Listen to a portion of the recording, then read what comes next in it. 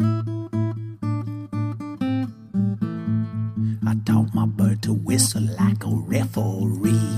I can make a free throw when I'm down on one knee. I've been a fan of basketball since I was 5. Now I am a fan of HoopSpeak Live. Hilarious analysis, a mystifying trope. An angel with a cudgel breaking bubbles of soap. Like honeybees buzzing around a hive. Yeah, everybody buzzing about HoopSpeak Live. Hey, welcome to HoopSpeak Live. I'm Beckley Mason with our co-host, our full complement of co-hosts today, Ethan Sherwood-Strauss and Zach Harper. We got an awesome show. Great guest, one of the favorites of the show, Jay Adande is coming by. Always really fun and has a lot of kind of those inside stories that are hard to get elsewhere. Today's show, as always, brought to you by Kobe's Points Emporium, now with 30,000. And Ethan, I'm just going to use that to tee you on up. You're really excited about this. Well, maybe I'm sort of a grouch and a grumpus, but it's just mystifying to me that this is a big story because we appreciate Kobe all the time. He's a great player. I know that he's been playing and been a star since I was in middle school, and I'm now old and decrepit, so that obviously means that he's had a long career and an illustrious career, but it's just this tyranny of round numbers when suddenly it's a round number and we all have to take stock and have this perspective on it and go, what does this mean? It means Kobe scored a lot of points for a long time. I just don't, this isn't baseball. I don't get the worship of an arbitrary record in the basketball atmosphere. Here's why. Yeah. It's 30,000 points. Like, it's another plateau that only 4 other players in 67 years of basketball have gotten to. If this was something that wasn't a big deal. But it was true yesterday at 29,999. What you just said equally applies to that. But if he had stopped there, he wouldn't be at 30,000. It's a big round number. People love round numbers. And you, before the show, I don't get why everyone's been talking about it today. Because it happened last night. Getting yelled at by a man in flannel. There's such a difference between your dress, Zach, and your anger. It's like a lumberjack's anger right now instead of a grungy anger. I'm a little on edge. I've got no water in this apartment. They shut off the water in our building for 6 hours today. I've got 1 more hour. You know how hard it is to not have water for 5 hours? And I've got stuff floating in my ankle. I'm very grumpy. Well, okay. Which reminds me, Ethan, to please read my article today at the New York Times about what it means that Kobe has hit 30,000 points. I'd appreciate that. I'll read it up and down just for you. It's quick. Okay, so one of the things we wanted to do today is we're now about between 4th and 5th away through the year for most teams. And it's time to look back and say, what did we get right? And what did we get not so right? So I'm going to start here.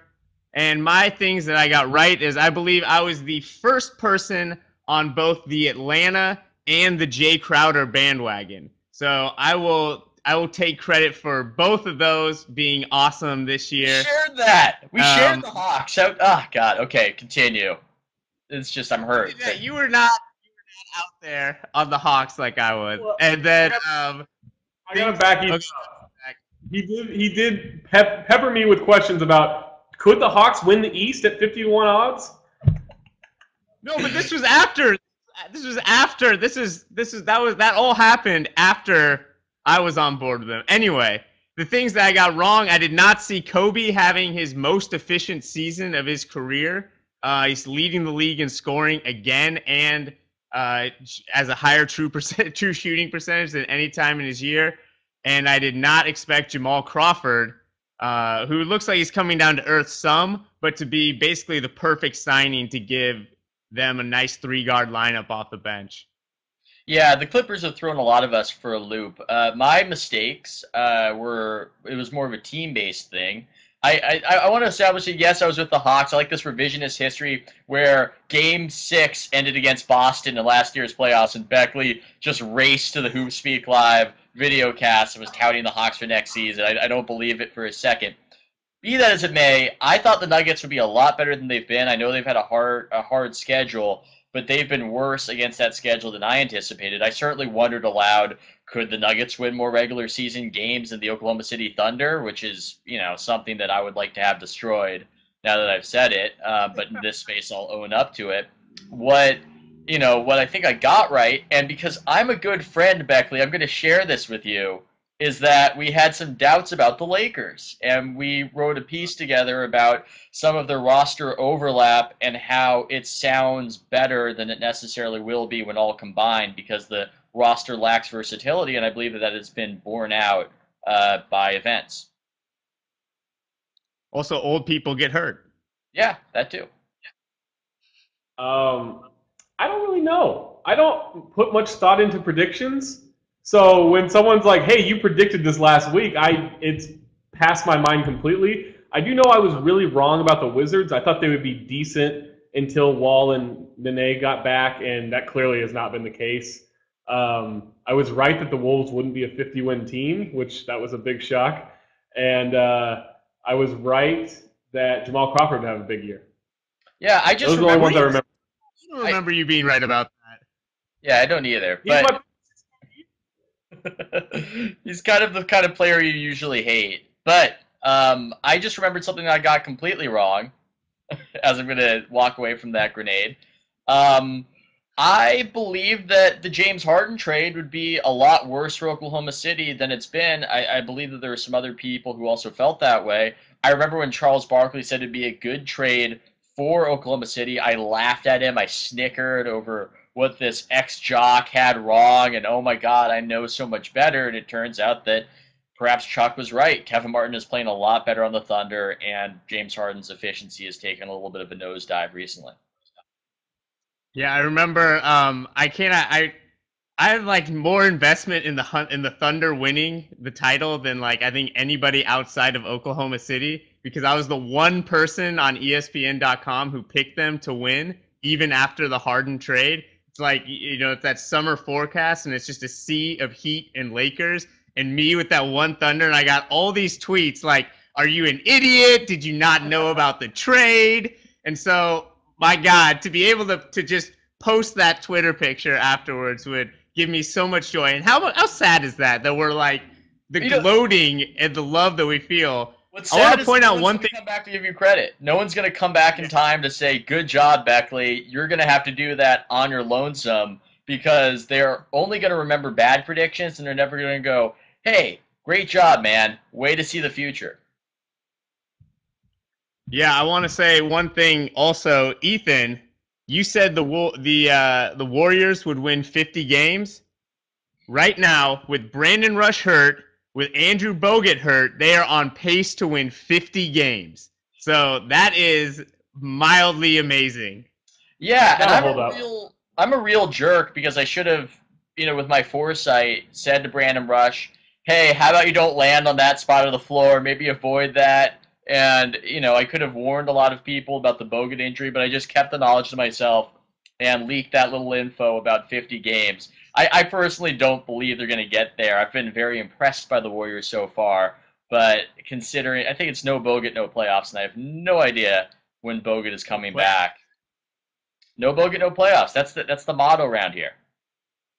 Well, I think you guys will have a better chance, because I think Dallas isn't really going to be around there, and people thought Dirk might come back and give them, so you got a little more leeway maybe for the playoffs. Okay, let's get to our guest, who is a really cool dude and someone who's a lot of fun to have on this show, from ESPN, from TV. Here he is on HoopSpeak Live, J.A. Adande, from the lounge.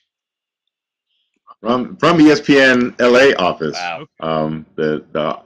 The green room, if you must know. I'm not actually in the studio. I'm in the green room. But here I am. Welcome, or hi to everybody. I guess you should be welcoming me, right? But I'll just say hello to everybody. It's good to be here. And, speaking of the Thunder and the Harden trade, which was definitely the story coming into the season, I'm kind of mad at it because it messed me up, because it prompted me to revise my pick. I had the Thunder going to the finals and actually win it all.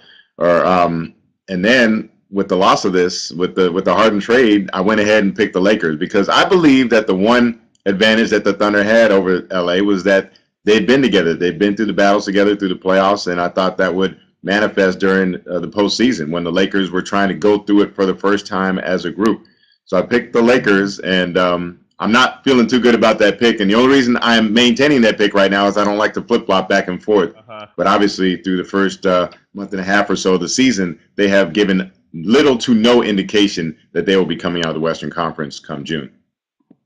Yes, they really do look terrible. And you've written some about how their problems aren't just, things that you would expect would get fixed when Nash comes back. They're bad defensive rotations, weird communication issues on the back line. What do you think needs to happen, and can those things be fixed, in the next few months? Well, the problem is that, they made the coaching change because they didn't like the way things were going, but I'm not so sure that Mike D'Antoni is the guy to answer these issues, especially if opponents are going to keep fouling Dwight Howard the way we saw Orlando do and the way we saw Houston do, both successfully. And that's the crazy thing. When all the teams were fouling Shaquille O'Neal like that away from the ball, by the way, I hate the term hack-a-Howard or anything like that. Just like hack-a-Shaq, that had a nice ring to it, and that worked for me. And we should have just left it at that. Just like everything now is gate. No, there was Watergate, and then there have been various scandals since then. There was hack-a-Shaq, and then there's intentionally fouling guys away from the ball, which is what's happening with Dwight Howard. But it totally disrupts the Mike D'Antoni offense. His offense wasn't designed. There's no way it can really accommodate something like that, because he's all about efficiency, and they were going to average 1.2 to 1.3 points per possession. And now, even if Dwight makes a free throw, 1 out of every 2 free throws, and let's say you give an average of a point per possession, which is, I guess, typical, that's not good enough. The Suns offense, the D'Antoni offense, was always predicated on being more efficient offensively than everyone else. Okay, you were going to score your points against them, but they were going to shoot at a higher rate, and they were going to make more three-pointers than you, and that's how they were able to win so many games. That whole concept gets blown up if Dwight Howard's going to the free throw line and only making 1 out of 2 at best. So, Dwight Howard, this factor, that maybe people didn't anticipate, although they should have, is completely blowing up the D'Antoni offense. The fact that he hasn't figured out a way to successfully incorporate Pau Gasol, and the fact that he's not going to be able to do anything to fix their defense, which was bad enough under Mike Brown, a guy who's known for his defense, and it's only gotten worse, it seems like, since D'Antoni's taken over. I'm wondering, because you have great contacts within the Laker organization, you've seen a lot of Laker drama come and go. There are some fears that the younger Buss, Jim Buss, is perhaps of the Dolan species. And I'm wondering, since so few people have an idea of his personality relative to his father, what are some of the personality differences that you can see, or just what you've heard between father and son, with the son having the new power? Well, and this is where it starts to get into, veer away from pure basketball and just family dynamics and what happens when you have a successful father, a self-made man, multimillionaire, and, what happens to the children that are forced to follow in his footsteps. And Sports Illustrated, Richard Hoffer wrote a great story on the Buss family years ago. It was probably in the 90s, back when he wrote it. But it just kind of looked at the offspring of Jerry Buss and how they're all kind of competing both for his attention and affection and a role of prominence in the organization. And there's different factions, and one thing we've seen is clearly there's separate factions between Jeannie Buss, who handles a lot of the business affairs. She's the one that negotiated that huge multi-billion-dollar deal with Time Warner Cable Sports Net, and Jim Buss, who's handled basketball operations and has had an increasingly prominent role. I think he's actually one of the reasons that Jerry West left, because he saw the increased power that Jim Buss had. He knew he was never going to have the affection of Jerry Buss as long as his son was there. Magic Johnson left the organization, sold his 5% share, because he knew he would never get a larger share, because Jerry Buss wants his family to inherit the team. So these dynamics, as great a businessman as Jerry Buss has been when it's come to running the Lakers, and he has been the best owner in sports over the past 3 decades. I mean, there's no disputing that. But this family matter is coming in, and I think it's to the detriment of the franchise and to the business of the franchise, because Jim Buss, to me, has not shown that he's the man to lead this team and to maintain the standards that were set by his father and the people who worked under him. Yeah, Powell has certainly gone up and down throughout his Laker tenure. And, he had the personal problems during the Dallas series a couple years ago, and now he's got knee tendonitis. I still believe he's one of the best big men in the league, but he doesn't seem to fit anywhere. Does he have a chance of, kind of reinvigorating with the Lakers and becoming a weapon again, or is this just a dead experiment that needs to be solved with a trade?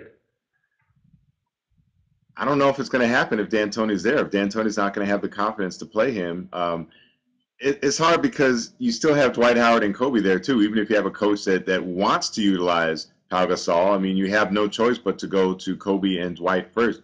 And Pau did great. Obviously, he helped them to win 2 championships and get to the finals a 3rd time.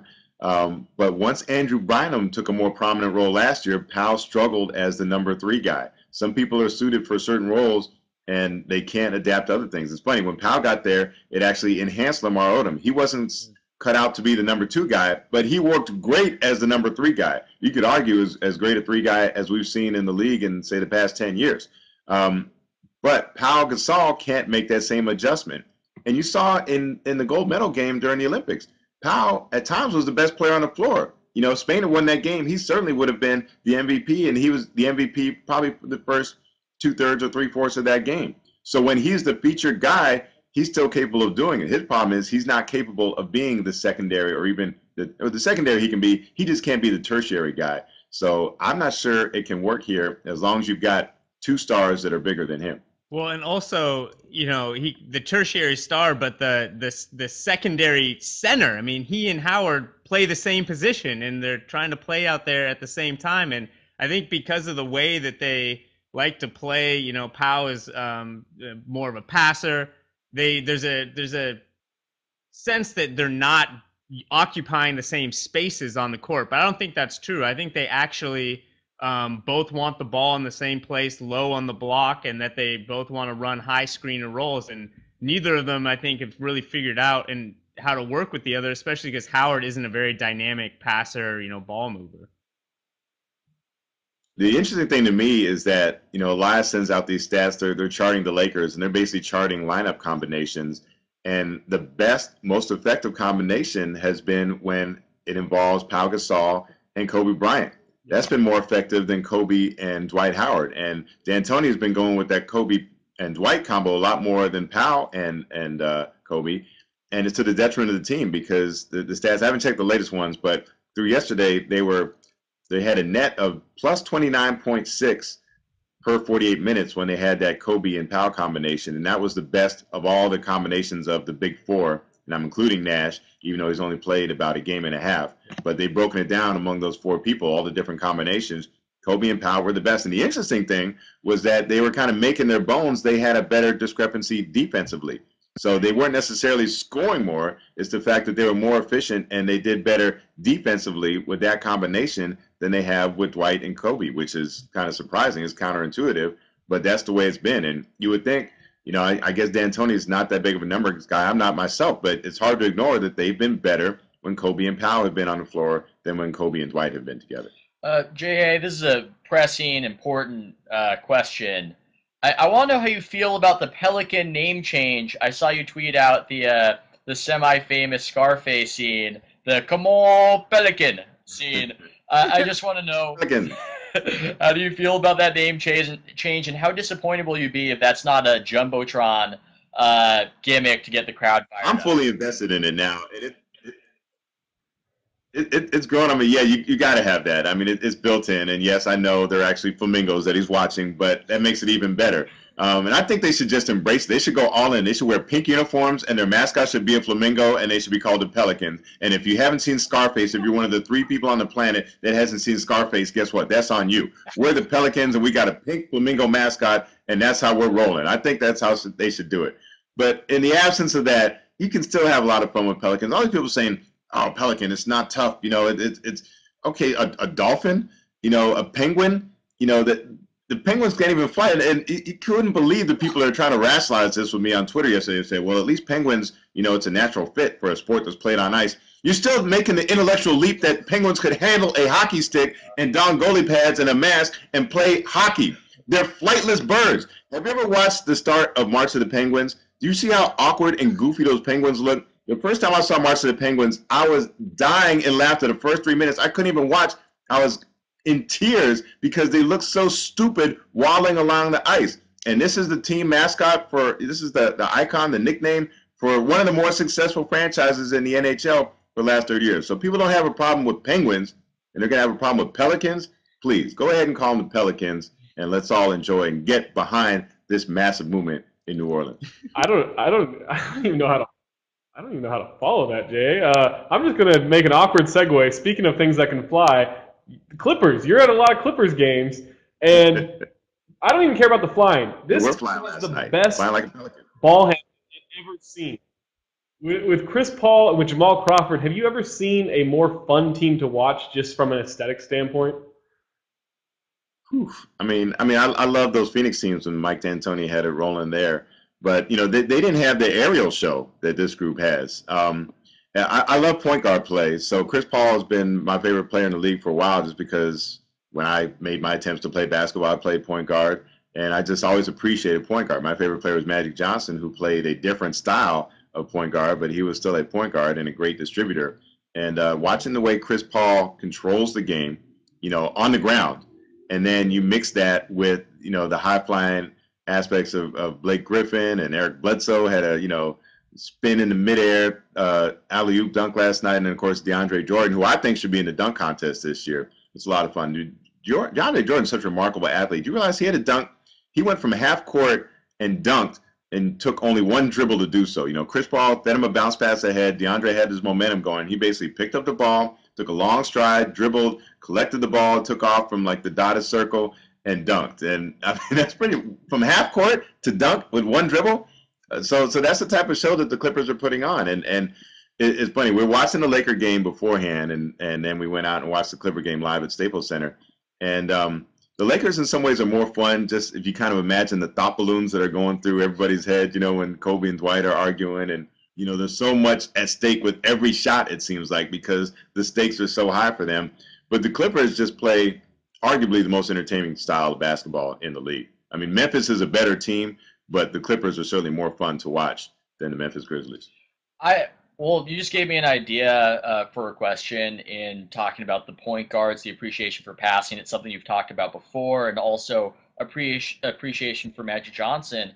I want to know, why does Magic Johnson keep praising Kobe by his own almost expense by comparison, almost a self-abasement before Kobe? Do you agree with Magic when he says something of the nature of Kobe being the greatest Laker? And also, why do you think Magic Johnson's doing that?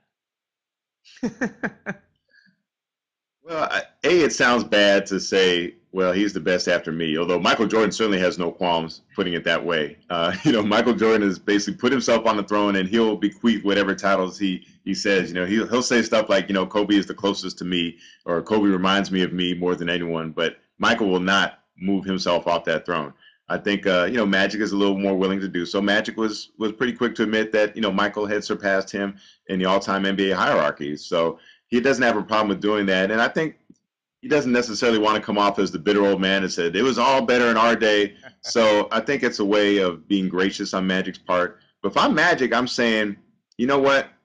In my time in the league, I never went back-to-back years without going to the finals. I really think that's the most amazing statistic for Magic Johnson, is that he never played 2 consecutive years in the NBA without one of those years, at least one, resulting in a trip to the NBA Finals. And, Kobe's coming off back-to-back second-round exits.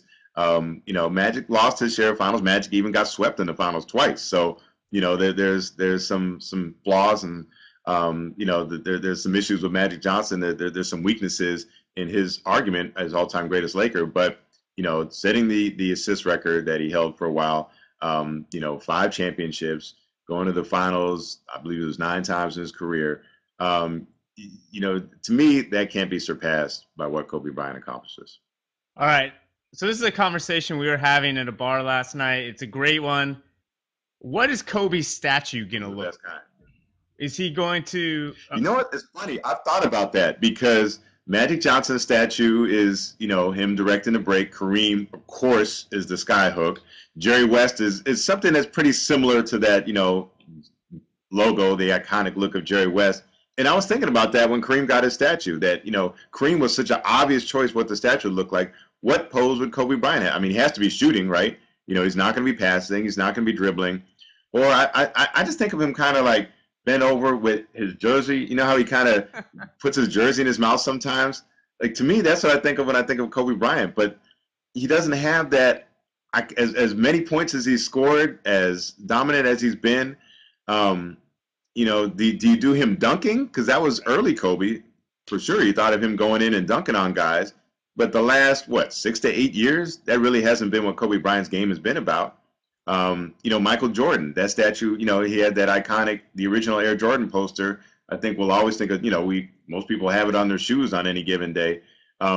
There's not a definitive Kobe Bryant picture, right? I mean, is there any one scene or image that you have that says Kobe Bryant, that if you did it strictly in a silhouette, right, you would recognize it as Kobe Bryant? That's the real, when you think of Michael Jordan, the fact that his silhouette is instantly recognizable. The fact that they used the silhouette of his head for that perfume, you can argue how good the perfume was, but the fact that you could just recognize that was Michael Jordan just by the outline of his head.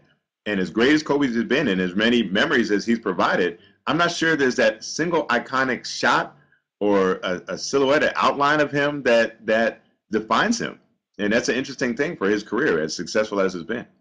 The one that we were thinking about was maybe when he hopped on the scorer's table after he won that title and he was holding the ball and, had his hand in the air. But that's derivative of Michael Jordan. Right. That's really, he got that from Michael. Michael would do that, he'd go up there and he'd start counting, every championship that Michael Jordan won, he'd stand on the scorer's table and count them off. And Kobe has done that same thing. He got that directly from Michael. Just like, KG and LeBron got the powder puff toss, that all traces back to Michael as well.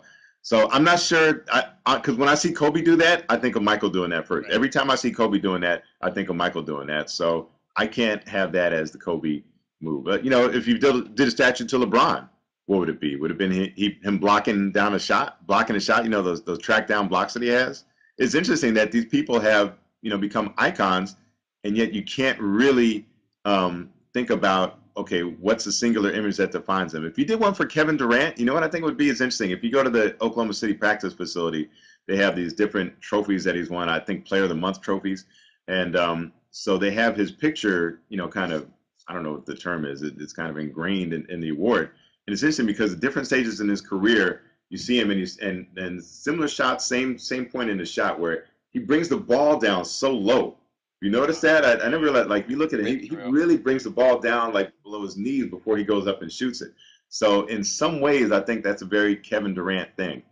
So maybe that would be the Kevin Durant show. I can think of Kevin Durant with those long arms and the ball hanging so low before he goes up to shoot it. But I can't think of how I would, immortalize Kobe Bryant in a statue with one singular look or moment to define his career. All right, man. Well, I know we've taken way too much of your time, but we really, really appreciate you coming on. This was a lot of fun, as always. And have fun with whatever you're doing at the ESPN studios over there. I always have time to come on and talk about Pelicans and statues with you guys. That's good to hear, man. All right, take it easy. Thanks, Jay. Bye. All right, that was J.A. Adande from ESPN with another appearance that reminds you why he's on TV. And why we are not. That was the thought bubble. I didn't want to say it, but that was the thought bubble in my head. All right, let's bring on this question here, and then we're gonna have to actually let's just put this on apropos of nothing. This is Eddie Curry in China with a jacket on. I don't even know why we're having this. James wanted to get it on, our producer. So Eddie Curry, congratulations. I cannot tell what you're wearing. And before we finish up, this is a good question to finish with from Ryan G. What do you think the ceiling is for Lob City this year. Can they win the West? And I assume we're talking win the West as in like go to the finals. What do you guys think?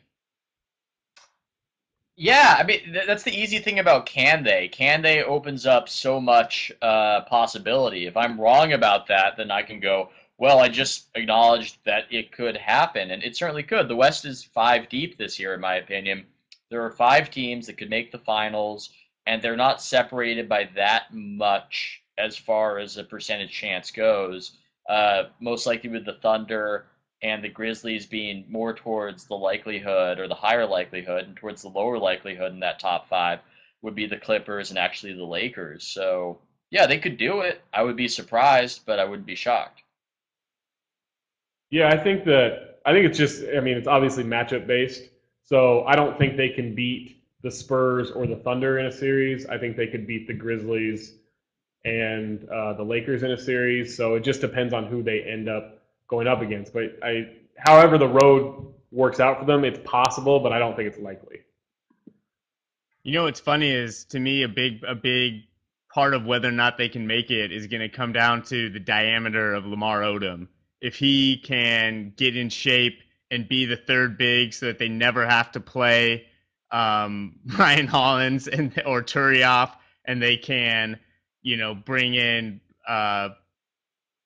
him in to basically be another facilitator, because without Paul on the court, sometimes that ball has trouble finding the right places, and they could have like a great 8-man lineup, but he's got to get there. And so if they play DeAndre Jordan big minutes, if they keep Bledsoe in the rotation, if Lamar Odom gets healthy, I think they have a good chance, although I think the Thunder are kind of on their own, still a cut ahead, because I think Manu is not really there anymore. Sad trombone from. All right, guys. Well, yeah, sad. That is a sad trombone. He's only shooting like 39% this year. I hope he. Actually, that was the playoffs last year. You'll be deleting these comments. But you'll be deleting these comments in March when Manu is just destroying everybody. It seems that I know. I'd have to be like Nixon. I'd have to be so paranoid and just insecure as to think that that's going to matter that I'm deleting those comments right now. Some sort of tepid Manu. Oh man, he's gotten older and it makes me sad. I'm fine. Bring it on, Manu. Make me look foolish for thinking you're too old. I'd like to have him back. Yeah, no kidding. All right. Well, we got to run. We ran over a little bit, but it was well worth it to get Adande for as long as we did. Let's get the theme song on. James, Roger Bain, take us out.